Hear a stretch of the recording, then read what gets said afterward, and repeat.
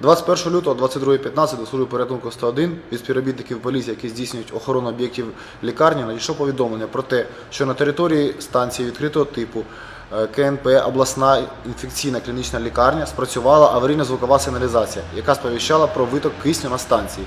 За підвищеним номером виклику відразу було направлено 5 одиниць техніки та 24 чоловіка особового складу.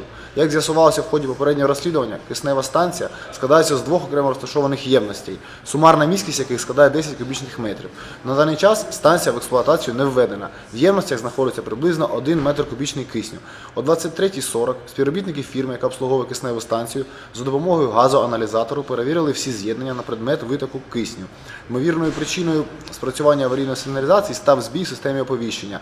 За результатами обстеження витоку не виявлено. На даний час продовжується монтаж та пусконаладжувальні роботи кисневої станції відповідними фахівцями, але в експлуатацію вона не введена, а також іде наладка системи оповіщення. Під час подій ніхто з пацієнтів та персоналу не постраждав.